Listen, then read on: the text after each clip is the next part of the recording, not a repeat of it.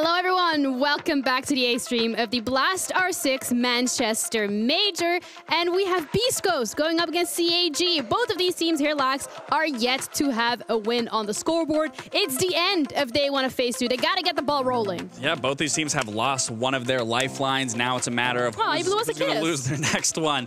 And you're looking at Beastcoast here. This was a team that had a huge bounce back, a huge resurgence back in the NAL. This was a team that nobody expected was gonna find the success that they did. They obviously pushed it to the limit in securing first place and then securing phase 2 here. They did, however, lose to DZ most recently. One of their counterparts that they did end up beating in the regular stage. Now this will actually be their first international match going up against an international team. Yeah, and they're going to go up against CAG Osaka this time around. And this is a team, as if we want to stick with the fact that they are yet to play an international counterpart as well, and they're yet to win. It's literally the exact same situation that Beastcoast has fought. Obviously, they just recently played Scars, losing that 4-7 on Border. Ooh. This is another situation where they played the counterpart. They played against the team that was actually the best in the region of Scars. Now, this is going to be the first time they're going to play against an N8 team. So this is going to be a good head-to-head for both these teams to really feel each other out, not have to worry about playing against their same region, and really see who's the better region in this head-to-head. What they will have to worry about, however, is the fact that you need to get that win on the board. You need to start winning, and it doesn't mean that necessarily if you don't, you're out, but you're in a very peculiar position that could potentially mean you're out tomorrow. No, it does come down to those lifelines. Obviously, winning here does set you up for better success overall, but losing here, that will put your back literally against the wall. If you lose that last time, you're out. You're going home. That's the end of the event for you. So both the teams do have pressure here. Sure, it's not the most intense pressure because you can lose, but you won't find yourself in a very nice spot through the rest of the phase. What is it with everyone blowing kisses to the camera today? Yeah, like, good. come on. Everyone's happy in a loving manner. I mean, look, this wasn't the duo anyone expected to be on the desk, but this is the duo everyone wanted. We got the curls. We got the looks. We got the brain. I mean, I don't know if people want this duo, but that's all they got working with today. But we're looking particularly at the duos, or the players, so to say, for both of these teams. Who do you want to keep your eyes out on this series for either one? So yeah, I'll go over both teams here. I'll start with Beastcoast specifically. Diffuser, he is the brand new up-and-comer. He is the rookie for Beastcoast. All of those 4 other players are all renowned players. They have tons of history, but Diffuser was actually the 2nd highest rated player in the NAL. And obviously we're looking at the map here now, going to Nighthaven Labs. This is actually a really good map for Beastcoast that they did pull out in the regular season and caught a couple teams off guard. But I do want to talk about now CAG's roster player to look out for is Anaton. Anaton is also the 2nd highest rated player through the Japanese league. And most recently in his matchup, both Diffuser and Anaton were the worst rated players going into their most previous matches. So these are 2 players that if these players can find success and find their footing in these matches, one of these teams are specifically going to run away with it, I believe, if one of those 2 players finds success. Do you have any preference? I know you're from NA. I know there's like a little bit of bias, but Nighthaven Labs being the map that we're going to be looking at today, in one word, if you have to say one team, go. Well, I can't. That's more than one word. I can't say more than one word. I do just want to say CAG specific because they do have a lot more experience as a roster internationally. Yes, Beastcoast do have 4 players that have international experience, but the question is, are you going to bring that Are you going to bring that regional experience now internationally? And this will be the first time that we will see Beastcoast again play international team. Well, I guess let's wait and find out, because we're ready to head into the game with our casters this time around. It's going to be Demo and Ollie. So guys, please do take it away. Hello, Ginny. Thank you very much indeed, Laxing as well. We are joining here for our 3rd game of the day, but I think it's game 7 of the day. There's a lot of games here inside of phase 2. We are, of course, in a Swiss bracket. Everybody plays everyone, and then the winners play the winners, and the losers play the losers. And it just so happens, Demo, that we've got 2 teams here that started the day off in a very similar boat. They both had domestic opening games. We had CAG play up against Scars, and we had Beastcoast play up against DZ. We watched the Beastcoast DZ game, and we saw Beastcoast come close, but not close enough. Now they get a chance to stretch their legs and play internationally here against Cyclops. Yeah, we obviously were lucky enough to cast Beastcoast's first outing, but it was again a domestic matchup, like you mentioned. But I think Beastcoast, they did start off very slow. Maybe a little bit of nerves getting in there. Maybe the fact that, we're up against DZ again. You know, it's one of those rivalries you get going against your NA counterparts. But here, Beastcoast, you're up against a very unfamiliar team. You're up against a Japanese side in CAG. Look, CAG have a lot of experience playing against NA teams, you know, over the course of the years, them being at these events. And look, I think the map we have to look at as well, we're going to Labs. great map for Beastcoast. They won it twice in NA. They also beat M80 to win the entire NA stage because of how well they played on it. And then I look over towards CAG. This is their 4th time playing it, I believe, over the past 3 months. They've only won it once. They've already played it at this event and lost it 7-2 to Bleed. Maybe a little bit of exposure there that Beastcoast can look to try and exploit. Anaton there saying that Hot and Cold's Monty is scary. If he thinks Hot and Cold's Monty is scary, that is a mark of respect, because we know Anaton isn't too shabby on the shields himself. Monty was always going to get banned out in this game. It really just came down to who was going to get rid of that operator. I'm really happy that we've moved away from let's ban the Finka main. Let's get rid of the entry. Yeah, let's get rid of the Monty main. The Monty's the entry. The Monty can still be the entry. We saw what Canadian was doing with it earlier on. Dangerous. Extremely terrifying. dangerous. Absolutely terrifying. We're going to get ourselves ready and set up into the game now. Dokkaebi, Fenrir, Azami, all removed. All worthy of a spot on the ban list here. So you got the Azami, those deployable Kiba barriers can be such a nightmare, especially with how many half-wall kind of surfaces there are on this map that are indestructible. And the Fenrir, nobody likes going up against the Fenrir. A lot of labs today, I've noticed. Yeah? We had it in our M80 versus Liquid matchup. ITB versus Bleed just played it as well. Tell you, a lot of teams are really taken to the labs, which, I mean, look, great map. I think it's really found its way into the pool now. Teams are really starting to understand the way that you need to hold it, the way that you need to play it. We've seen some really specific bans as well. It just shows you have to kind of understand, you know, target bans specifically for one strat. I think, yeah, it's really starting to develop, and I love to see it. We had the book ban earlier, didn't we? Yeah, that's what I'm referencing. Purely for that, you know, vertical play, and it was countered in some ways by Deimos. Spirits is going to be rocking the Deimos here, so I would expect to see that Deimos going below, and of course, a good way to deal with the clash. We've already spoken about the attacker shields. We've got a defender shield here. Anaton, he's going to be rocking on the clash. Look at the setup, by the way, from CAG. So there's a few things that they've done that's really interesting. So one, you've got a head height mirror window. That's not going to be there to deny, you know, the wall. It's not there to try and impact trick, because you'd want to place that crouch, because it makes it really difficult then for the attackers to actually swing onto that. So they're actually going to try and play it just swinging head height, trying to put aggressive off that mirror window. A C4 lineup. Oh, it misses though onto Hot and Cold. And another thing that they've done, Ollie, with the second mirror window, they have placed it in top rafters looking into the bomb site. Usually you would play it in the bomb site looking into rafters. They've done it the reverse way. And the reason why they can get away with it is because they bring the clash. The clash can stand pretty much in like a death tunnel kind of area right outside the garage door. He can shut down this entire section off the map, being supported by that mirror window as well, so his teammates can help him and can swing onto the players aggressing behind him. And you also have a Frost behind his shield. They are just, they're hoping that Beastcoast take the bait and think, guys, we can just go straight fish, but no, you can't do that because that mirror window is up. And also that mirror window can also cover areas such as Pillar onto the connector breach. Some really good layers to this defense. Brilliant. From Cyclops right now, and even just the mirror windows on the breach are going to make it a nightmare to try and get a breach off, and that's why you have to bring the Maverick to do so.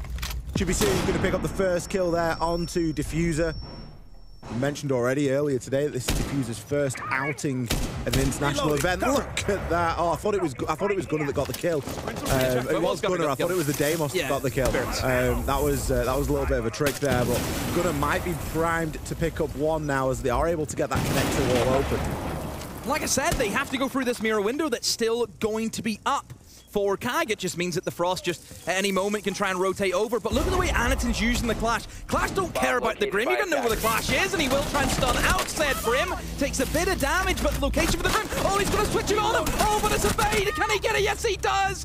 What a huge play by Anaton. Eliminates the Grim.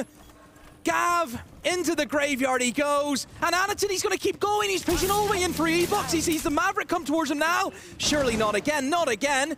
Oh my word, this is dangerous waters right now for Beastcoast. Anaton is going to be able to harass those players pushing through, but if they are successful picking up those kills, which Spirits has been, and the plant now can start to go down. Surineko has got to move from this position, but I think he's getting tracked out on the death mark as well. Anaton finds one down, but that's a post plant now. He's on the clash. He has to try and aggress through. He can look to shut down Gunnar as a down but not out player, but there's still another kill yet to find here. Surineko finds one. Spirits closes him out there. Anaton, he's got to push forward. Hot and cold Spirits, 2 versus 1 right now. Anaton needs to move. He doesn't have the time for this.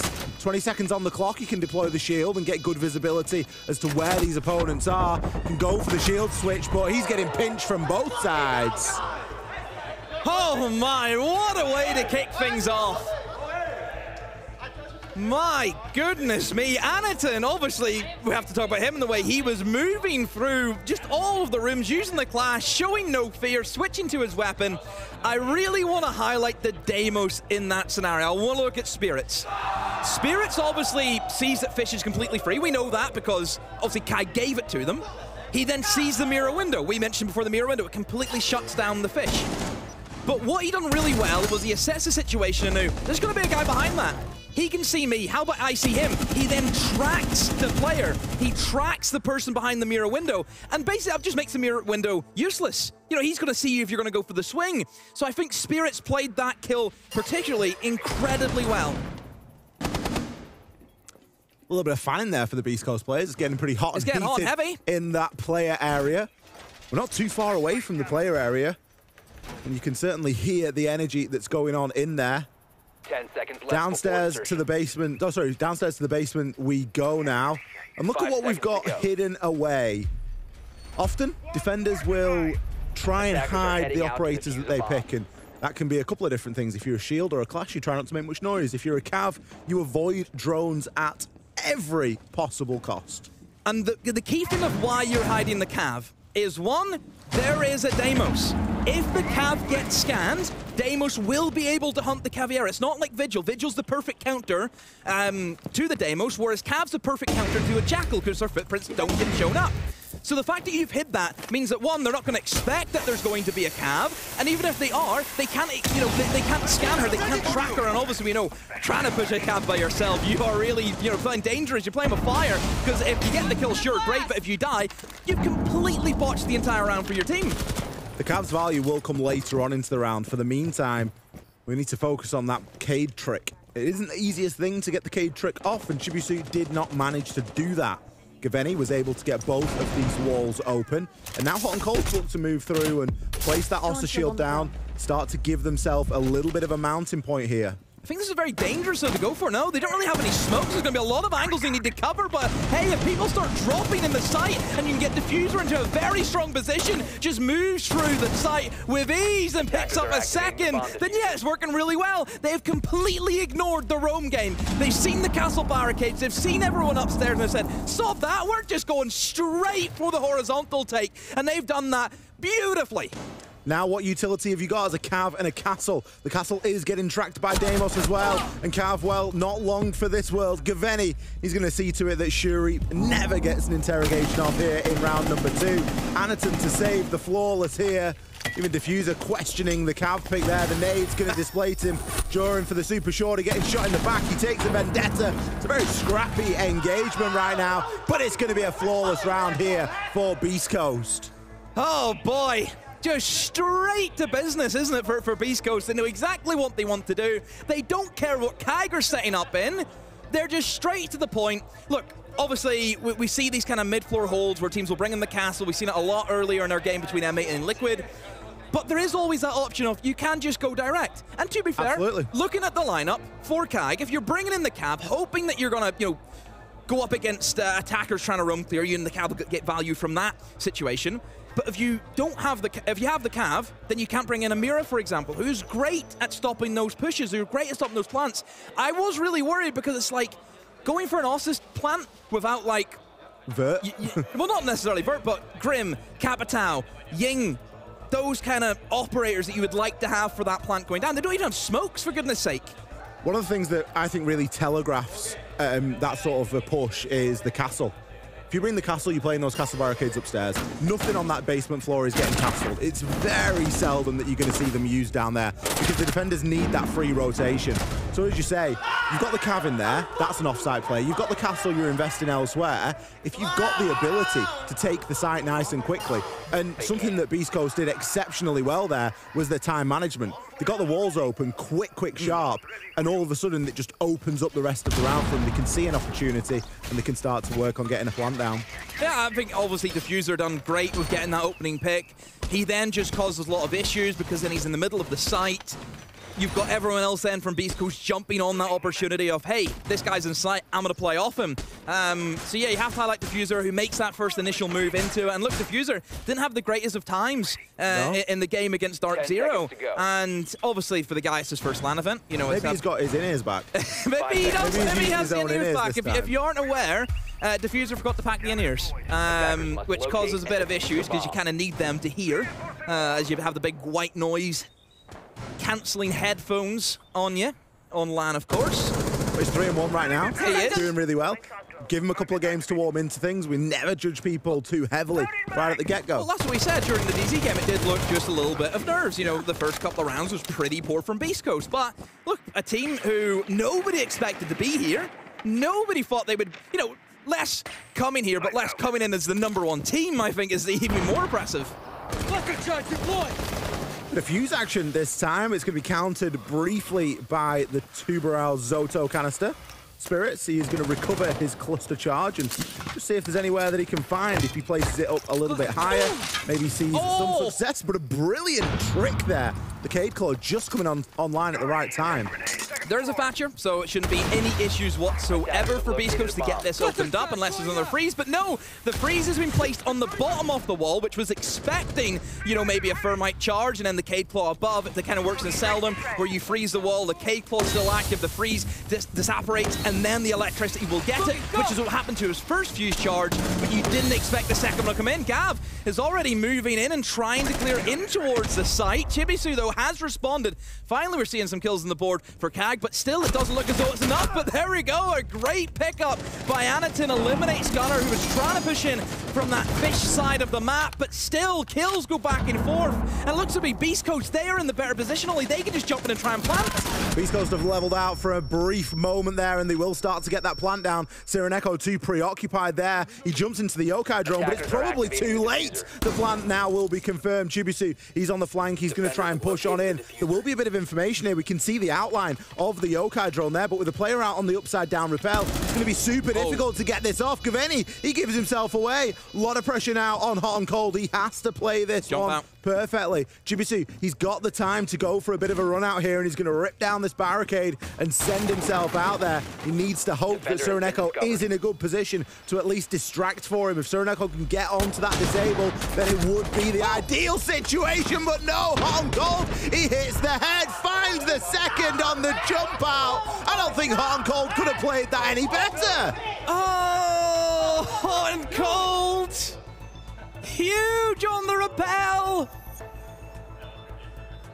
3-0 for Beastcoast. CAG, I thought he had him in the sights. You know, he jiggle peeked, he seen him still in the rappel, but then he just waits too long, and maybe it was scrappy from both of them, though. I mean, I think there's a little bit of lack of communication. If that guy's outside going for the run out, whenever he peeks, the other guy should be straight out the window. Don't worry about the defuse, kill the player, then get the defuse. Or bait it. Either way, you know, do something. Oh my word. Great shot there from Hot and Cold. And the thing is, it looks so simple what he's done there, but he's gone upside down, he's repositioned, he's thrown a flash in the blink of an eye. I have a lot of respect for nice rappel plays in this game, and that was certainly one of them. Beastcoast, 3 rounds to 0 here on the attack of Labs. They've done a full rotation. 10 seconds. CAG haven't found success anywhere, and they're going for a little bit of a different setup here. Whereas previously we saw them bring the Clash and look to try and control the top of rafters and that corridor that leads to IT Breach and lock that down. They've not opted for that. No mirror either. Instead, we're going a little bit old school. We're going Pulse. Pulse from below. Anaton, they're going to be able to telegraph and tell exactly where this push is coming from through the heartbeat scanner. We have a Warden being brought into the fray as well, and obviously last time we had the mirror windows placed on the breach wall. in an attempt to impact trick it and to stop that from going off. This time, we're rolling the years back and we're bringing back a bandit. Bit of a trick, hopefully, you would expect from Sharif, but look, whenever Maverick's on the board, I think Beastcoast understand how strong that operator is, especially for labs where we really look at that top floor and say that, you know, the majority of the rounds are determined on how quickly you can open up those walls, and probably if you can open up those walls is a massive thing just for the tempo of the attackers. Well, I do like the addition of the Pulse. You know, whenever a lot of teams will probably try and send, you know, one lurker, and I think certainly Spirits, for example, would fit that role. It's the Deimos. They're playing the Pulse for the Deimos. Well, this time it's going to be the Nuke instead, but still it's going to do the same thing. You know, Spirits will play the Operator. It doesn't matter what Operator, he's still going to play the same way. So, honestly, Spirits may get picked up on this Pulse and could get taken out very early on, and, you know, without that backstab for Beastcoast, which is something that they do rely on in that kind of later stage, it could cause them issues. Hot and Cold has removed the wall there. Now it is just left with a nice soft surface that can very easily be shot through. A little bit of an edge up being placed through that as well. The Spirits and Raptors right now, did I just see him just, straight up into it. Unluckily, though, that the wall has been reinforced onto the garage here. A Frostmat go off. Gunner has jumped into it, but I still think he's okay just to get himself back up again, and yes, that is going to be the case. Spirits, though, oh, that's the shield he wasn't expecting. 2 shields would block his entrance. One beside the A-bomb site, one beside the pillar on B, but they have now opened up that trip wall. It gives them a way in, but this is where they should be rotating towards Fish now and put pressure to that side of the map. Spirits was in a good spot inside of IT, but he's kind of given that up now, and with him being now on this side of this opened wall, it's going to be difficult to transition through there. Diffuser could find himself a couple here. Are they going to line up for him? He gets some shots in onto Shuri, but Shuri's buddy's straight on up the stairs. Spirits, he's going to find one onto Silver and Echo. Shuri eventually shuts him down. He didn't think he realized that there was 2 there, or maybe he played the wrong 50-50. I'm not too sure. Gaveni in the hot seat now. 30 seconds left. Beastcoast trying to salvage here. Gaveni on for 2. Anatom, next player to fall. Hot and Cold. These players are very disconnected right now. There's still somebody laid prone at the top of Fish there, and I'm pretty sure that their location... No, but the Frostmat! It catches everyone off guard, including Gaveni. And Hot and Cold now is left with no other option but to try and plant this diffuser. The C4's ripped. It's sent too far. This plant's going to go down, Demo. Oh, 1v2 now. Hot and Cold, can he clutch up? He knows where one is. Because he knows about the second. No, he doesn't. Sharif! Massive refrag! Oh, Cyrenaico, he's happy to get that one off the board. Look at him. He just laid back this chair and think, oh my God, we finally got around. Breathing a sigh of relief there, I think.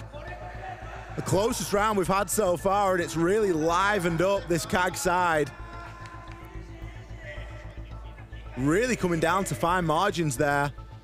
The push was good at the start from Beastcoast, but there was a big miscomm as to how many people were downstairs. I think there was also a massive miscall for Beastcoast in terms of why have we sent everyone up Fish stairs and not one person has went towards the Fish door? You know, it must have been, what, two guys at least coming up from the bottom side? We had, who was the first guy? Who tried to cross into it? I forget now. Diffuser died at the top of the stairs, didn't he? Okay, so yeah, so Diffuser went in first, and then right behind it was Gav, wasn't it, on the Grim. So I think you needed to get probably somebody towards that Fish side. I mean, granted, Diffuser should have had 2 free kills, because they lined up for him, but then he just misses his shots. The irony is that if anyone had gone onto Fish door, they'd have seen the Frostmat. True. Because that Frostmat, there's no such thing as a bad Frostmat. Honestly, there isn't. 2 Frostmats, by the way, in that one round. 2. That's one of my favourite little fun fact statistics of Siege, is that Frost's sort of effectiveness is like a bell curve. So the lower the rank, the more effective Frost. Then you get to the middle and everyone's so scared to do anything and drones everything a million times. And then it drops off again when you get to Diamond because people just hit Frostmats. Yeah, why is there a Frostmat there? That's there? Like, it really is one of those things. And at the top level like this, you can just get sort of lost into thinking when you're trying to check a million other things.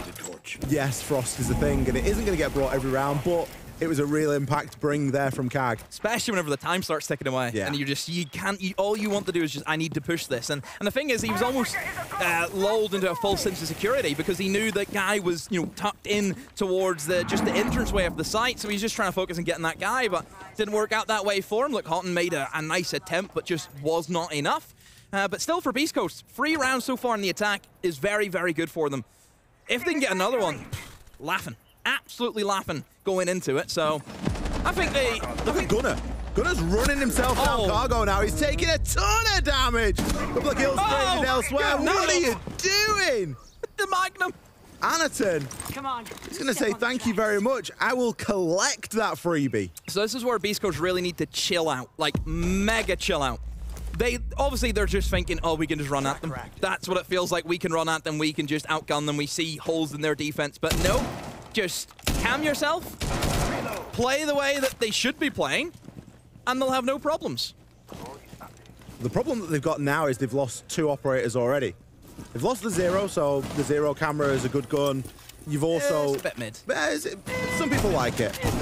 You've also lost the Maverick, so whatever you haven't got done on the Breach now is that's it. Your Breach is your Breach. You ain't got anything else. Hatches as well. They have nothing for that, which is, as we know, on a map that has, or a bomb site that has 3 different hatches, it is a bit of an issue. At this point, CAG should just be retreating back down and looking to play in some of these more powerful positions, because there is stuff to root defenders out, and obviously the Ram can do so much from above, but there's not going to be someone to watch every single angle. They have rotated Spirits towards Trench, so they're trying to go for the B bomb site and just plant right in front of the door where Diffuser is currently. They do have Maverick lines, so Spirits can try and hold on to that angle, but like it's gonna be very difficult to try and get through the Echo Cams, the C4s, everything. So there's so much pressure right now on Spirits to do the job. Not only that, Ollie, there's a Solus above, he can stop it. Well, Sereneko is going to get a chance to see that, but I'm not sure if he's going to be able to find a clean angle. Oh, he's been the floor's going to get open, but he's been smashed off it by Hotan. Spirits, he's picked one up in the meantime. This plant's going to go down, and it's probably going to stick. Shurip, he knows where to fire, but he can't do anything. Spirits, he's built himself a pillbox here. The Maverick lines are working perfectly, and it's a very difficult shot to hit. A C4 goes out. It's going to blow, but it's too little, too late. Diffuser, he's going to be left on 1 HP. Again, we're seeing Black Ray try and challenge onto Spirits on that Maverick line, but it's an impossible shot to hit at this range. Hops himself over, but Beastcoast aren't taking any chances. A nade to further burn some time. A second comes in. A prone player, a stuck player. He picks up 2. They line up for him here. If he disables this Diffuser, it could be a nightmare. Spirits, you've got to time this perfectly, and he does. Spirits, he was the golden key. He was the win condition there outside. Oh, so close for CAG. I mean, he could have just hit a life shot on the Spirits, and that would have been it. Even more so, imagine if Maverick didn't go all the way across with a blowtorch. Could you imagine that? Then there'd be no line of sight. Yeah. Oh, my. That one for the highlight reel it would have been. I imagine that was the plan all along. Oh, so yeah, it was definitely the plan. I'm sure the Maverick knows exactly what to do in that situation. Let's send the Zero right down cargo and get him killed within a minute. Let's do that. That's all part of the plan. The plan worked perfectly. The 4-1 up at the minute, Demo. I don't know how much info they had on the Solus above, but hot and cold, if he does not get that kill and just come off at the right moment, the impact opens up. Yeah. Solus is thinking, oh, he's planting, but he's not. If he doesn't get that kill, that round doesn't happen. Hot and cold, that is the impact kill for hot and cold, is getting that onto the Solus. Maybe a Zero cam. Maybe it is all part of the plan. Maybe a Zero cam. I'm telling you, all in the plan. Maybe we'll chat with them afterwards. We'll call them and we'll say, look, round 5, talk us through it. What was the plan? Yeah, he ran down the stairs and died. Was that on purpose? Well, if he's on the Zeros, he's got a lot of cams to watch. He jumped the cams and we said, go have fun. He jumped the cams and he's got a lot to watch. Maybe that was the play. Round 6, and a very real possibility of Beastcoast ending this half 5-1 up against Cyclops. For all that this has been a very thrilling and entertaining match of Siege so far. It's CAG, of course it's going to be entertaining. But the scoreline is very one-sided right now, and Cyclops need to recognize that and wake up quickly, because things really aren't going their way, and they don't want to leave it too long until they get onto the attack themselves. Well, this is going to be some early pressure that Diffuser is trying to lay down against some of those castle barricades that are going to be in and around the corridors, trying to stop anyone push in towards that lobby side of things. See Shurip on the vigil, seeing what he can get up to. Again, he is going to be safe, of course, with that castle barricade on that double door. Spirits. Can he get him? Oh, it has forced him into the corner. Oh, takes a lot of damage, though, Ollie. Shurip, extremely lucky not to die to the fuse charge. I'm surprised he didn't just go and chill by the castle barricade. He's going to get juiced up there, but he's continuing to take shots. He's a magnet at the moment for Beastcoast right now. It's Gunnar that puts a couple down on him, but the first pick is going to go in Cyclops' favor. Diffuser downed on the Nook. His value isn't going to be felt throughout the rest of this round. He can hop himself on the cameras. Gunnar, it's one of those horrible occasions where you're trying to shoot through your own feet, Gunnar, and you can't find the angle. Well, he's still alive, and as long as they have somebody above who can patrol those vertical angles, I mean, they could maybe just try and walk in and go for the plant. I believe there's only like one guy inside a kitchen, which is going to be the Vigil, is going to be Sharik. If they can get him out of kitchen and get that kill, it is going to be quite easy for them just to walk in through the breach and go for the plant. Here comes the Fuse Shield. Spirits, no, he misses out. A shoulder shot takes him. Kills, flurry of kills for CAG. Beastcoast in the 2v5. Gav makes the push in through the corner, in towards Games, but Black Ray is ready. And hot and cold by himself. Into the window he goes. How many will he take? Not a soul with him. CAG, they hold firm. Well, we said that Cyclops needed to pick a round up, and they did just exactly that. Snagging themselves one in round number 6. More importantly, converting that opening pick as well. They got the opening pick in round 1. They got the opening pick inside of round 5. Neither of those occasions were they able... Shurip's going mental. Don't have a clue, mate. No, that's next week. I'm not sure. That's next week you play in the grand final, mate. Chibisu, Shurip, they got kills in round 1 and round 5. Anaton got an opening kill inside of round 6. This was the first opening kill that Cyclops have converted. Beastcoast have played exceptionally well from behind so far, but Cyclops finally managed to get something going there. They do end on a 2-4 split, and they celebrated like they've just won an SI, but maybe that is the momentum shift that they need. Oh, CAG. Never stop CAGing, guys. That's your motto. But Beastcoast on the defense. 10 seconds remaining. Again, they'll be very happy with getting the 4 rounds on the attack. But if you actually look at the tools that they get at their disposal, they got all of the denial operators, and they're bringing all of the denial operators. They have the Dub, they have the Cade, and they have the Bandit. And also just the Mira for, I suppose, a bit of good luck as well. Never going to hurt bringing in the Mira for your holds. I do like that the fact that they've also brought the Warden in to play in towards Fish. One thing that CAG have shown is that if Monty's banned, they will bring Blitz, for example. Blitz through Fish can be a big issue. As we know, Warden, pop the goggles on, Blitz ain't really an issue. Something that is an issue is Diffuser on the spawn peak. Love to see it, love to see the confidence. Chibisu going down straight away. I'm not even sure which Ang got him there, but no Nomad available for the rest of the round. We are going to see the Thatcher thrown on. We are going to see a Selma placed and a Maverick line all at the same time. So it stops the Bandit trick. It's a very extravagant way of doing it, but it gets the job done. Anaton now, he can switch over and look to get this connect to wall open. I think at this level of Siege, you just need to be ready for everything. Yeah. You just can't hope that they take a chance. You can't hope that they don't bring the Cade and they don't bring the Bandit and they don't bring the Tub. It almost does, just because the bans, it does kind of force the attackers into picking these operators that maybe you wouldn't want to pick. You maybe would want, you know, your Ying or your Grim or your Capitao, for example, who's 3 really powerful operators currently in the meta with the utility dump that they have. I mean, even a Buck would be nice here as well. You know, we mentioned before with the top floor, Buck from below can clear away a lot of these strong positions that defenders like to sit in. We've seen already how powerful these vertical angles can be. You've still got the potential to do that. If you find someone on a gadget, for example, as IQ, you'll be able to shoot through the floor, but it just doesn't have the same lethality that Deimos does on the Vendetta or that Buck does with the Skeleton Key. A little bit of switching of positions here. Cyrenaico is the one with the diffuser, so he's going to be someone that you want to keep a close eye on, but Gaveni is going to close Shurip down, and it's going to be another kill that doesn't immediately go traded here.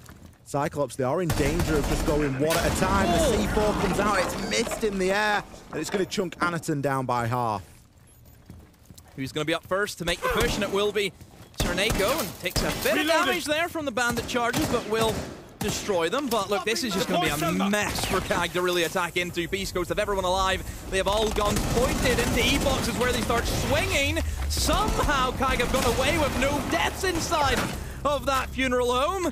Gav, though, eliminates Anaton. Cyrenaico will go for the drop chop in, but oh, barely survives. Never mind, Han's ready for you with a big old shotgun. Saying hello, Blackray, no hope for you.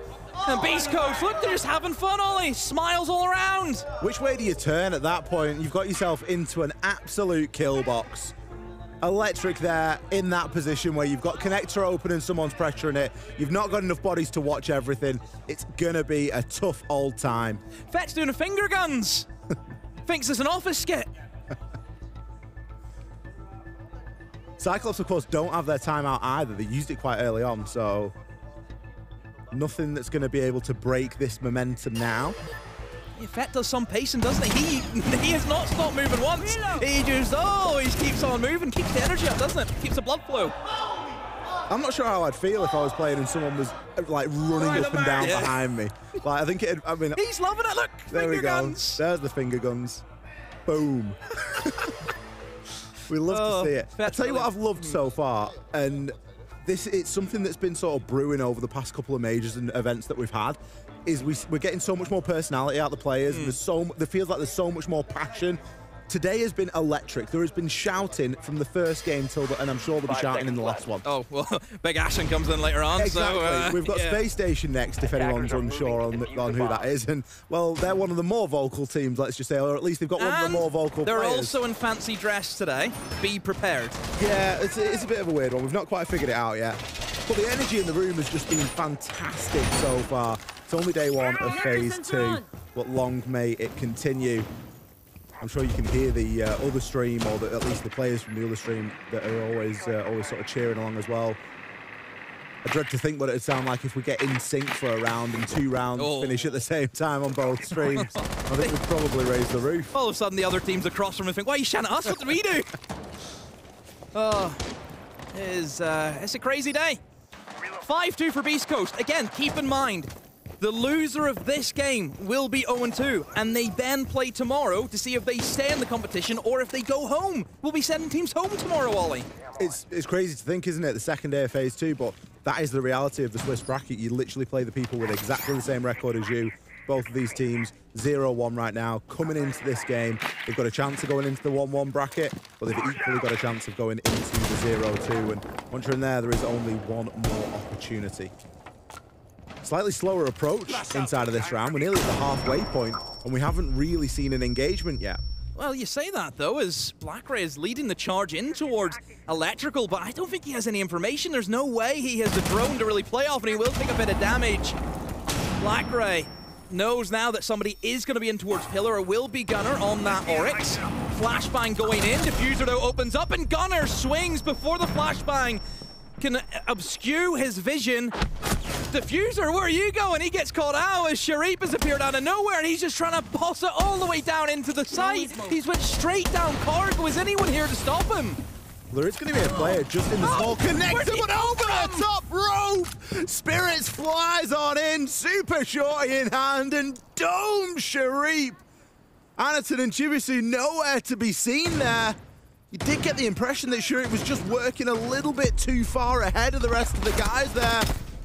They're going to pay the ultimate price. Chibisu is going to get down and disrespected there with the impact. Hot and Cold not taking any chances with that one. He just wants that player out of it. Doesn't want to risk swinging and giving himself away. A quick hop in there from Anaton to try and make something happen. Finds one onto Kaveni. His location now known, immediately dealt with by Gunner.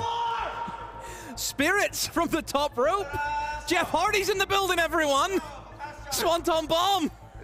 Is it Spirits or Rey Mysterio? I'm not quite sure.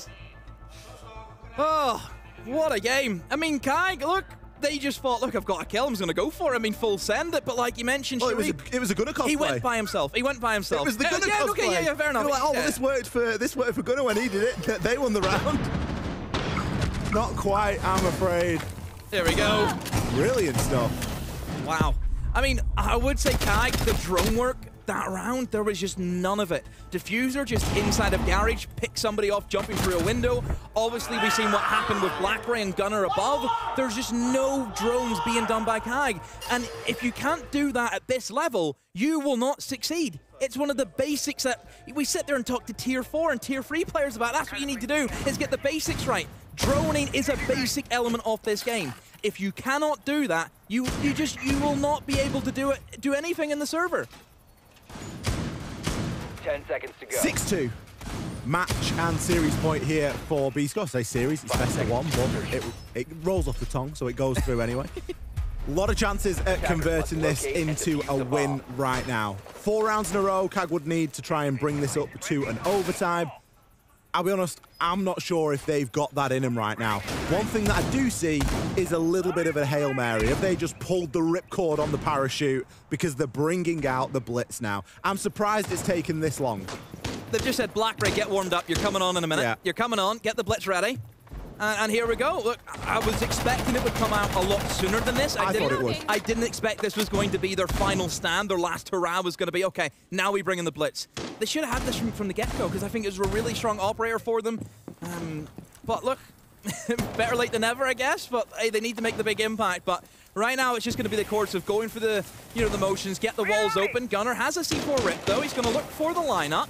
Is he going to go for it? The wall is soft now. Very efficiently done by the Maverick. As everyone's seen, basically he's only done just the kind of middle part. It still drops. You don't have to do the full way across, which is what I think the majority of ones do. That is a very strong Maverick player if you can do it in that way. Very clean indeed. Yeah.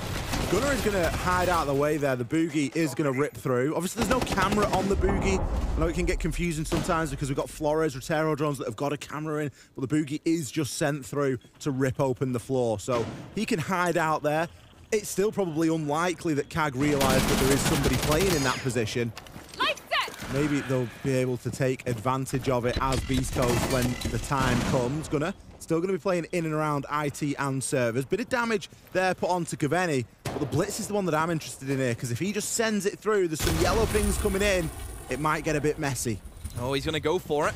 User is in the hands of Anakin, so Blackberry is playing for the kills, and only the kills, but he gets shut down from above. The cover is not there from CAG. Gunner is able to abuse those holes being opened up by the Rama. Gunner, can you win this against the Rama? Flashbang goes in again, but he's still alive. Anakin's found Spirits, and Diffuser will be planted by Anakin. Gav is going to be locked out of the sight from his own castle barricade, and 2 kills come in for CAG. It's only down to Gunner. He's above. He knows where the Ram is. Can he win it? No, the R4C is better in that engagement. CAG, they're still breathing, Ollie.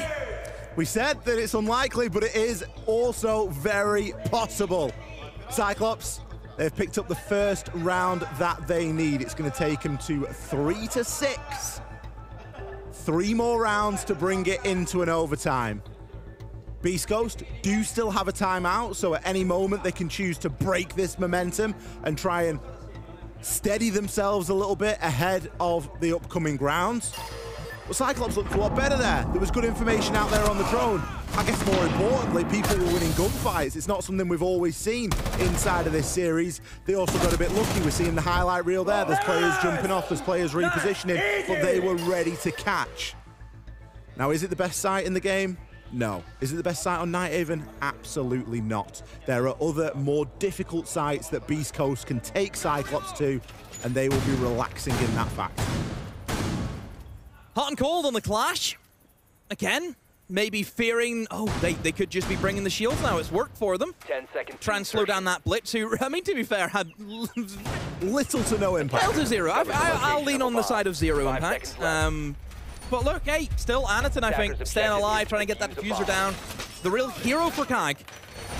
But upstairs is where we go. This is going to be pretty comfortable as well for Beastcoast to try and hold. No Mira this time. They have sacrificed it. And also they've dropped a lot of the denial operators for the walls. So they've dropped the bandit. They've dropped the Cade.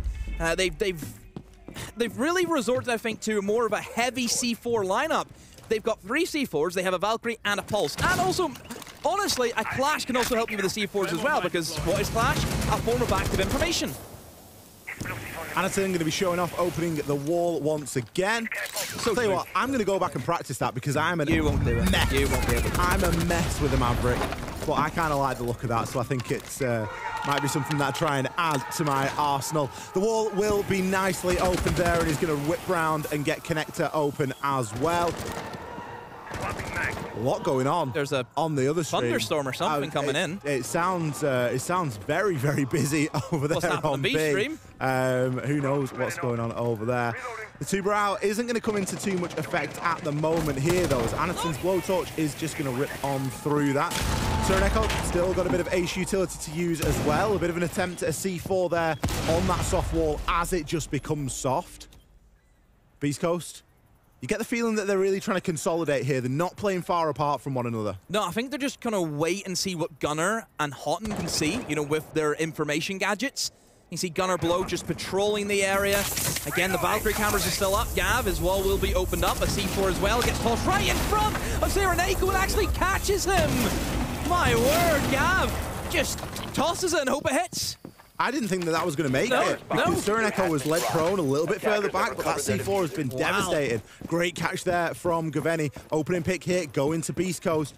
And Cyclops still don't look too much closer. I don't want to see that one-by-one approach once again. Black Ray, you're worrying me with where you're looking here. You need to be a little bit more focused. There's a Rotero drone working at your feet. Gunnar, he's going to take down Chibisu. Hot and cold, he's going to call it out there on the clash. The impact, the EMP is going to go out there and just try and slow things down for the meantime. But what a shot from Gaveni. The C4 landed earlier, the headshot onto Sharif. This is surely the end for Cyclops. Oh, all Beastcoast need to do is just hold the line, play the refrags, the goggles on from Spirit, beautifully timed, Anaton gone, and Black Ray, we've seen him over towards the breach, he's on the rooftop now! He doesn't know which way to go! Where are you going, mate? Look, they want him! Oh, Diffuser! That's a rank push if I've ever seen one, but it doesn't matter, have fun, mate! Because you've just beaten CAG! The first win for Beastcoast at the Major! Extremely professional performance. Never in doubt that Beastcoast would win that. Great showing from Beastcoast. I think they've done really well to bounce back from that earlier game against Dark Zero today on Cafe. It was a much longer, much further drawn out affair. Beastcoast looked clinical there. Gav 12 and 7 at the end. Good couple of multi-kills in there as well. That 2 piece he picked up in the last round was round defining. On the flip side from Cyclops, we really didn't see that same level of coordination, that same level of fight, and there was some serious basics missing on those attacking rounds. The only attack that they won was the kind of rush strategy. Yeah. That's what they should have went in from the get-go, because that's kind of the personality that CAG is kind of known for, is that it can cheese those kind of rounds together, and don't forget, you're the best of one. Best of ones, it's a cheese fest, it really is. 7 out of the 10 rounds, the opening pick went to Beastcoast. Diffuser was able to pick up 3 of those opening picks. Every single one of his was traded, and the only one opening pick wasn't traded that Beastcoast were able to get. So they did such a good job of getting ahead and then continuing to stay ahead. We love to see this bit. A lot of respect between these two teams as they go in for the fist pumps afterwards. Beastcoast now enter the realm of the 1-1. Yeah, and also CAG enter the realm of the 0-2, which is the more scary realms of the two of them. So CAG, it's do or die tomorrow for them. It really is. We do have an interview with Gunnar lined up, so we're going to send it over to our player area. Thank you guys so much. Gunnar, thank you for joining me. Congratulations, your first win of Phase 2 under your belt. A little bit of a relief? Yeah, it's nice to get the dub in early, at least on the first day. So I want to talk about the first game of today as well a little bit in terms of like the Dark Zero going up against a team that you've already played in the NAL. What do you think was the biggest takeaway from that game that allowed you to succeed this time around against CAG? I mean, against the Dark Zero, I think like we put ourselves in a lot of positions to win rounds. We just weren't closing them out. And we looked at it, we watched the game back, and versus these guys, we're a lot better than them, but we also played a good game. So we fixed our mistakes. So hopefully going forward versus, the better teams, it shows. When it comes to this one particularly, don't turn around. But when it comes to this game particularly and talking about fixing your mistakes, being able to close out rounds, being able to close out the game in general, moving forward, what is the strategy going forward? Because there are other teams still lined up. You have that one win under the belt, but again, tomorrow is another day where it's do or die. Yeah, our strategy honestly is just, tucking up. Our comms need to be a lot better than they were the first game. And you can write it off as nerves or, whatever. But we just need to be, our comms need to be perfect, and hopefully going forward they will be. How's the confidence level at the moment? How's the motivation? How are the vibes? I mean, I feel good. I know they all feel good, so I think we're going to keep rolling. All right, thanks so much for the interview. I appreciate it. We're going to be heading over to a break. We'll be back with the coach from Beastcoast, so make sure you stick around. We'll be back shortly. Thank you. You can go to the desk. I'll bring the coach. Awesome.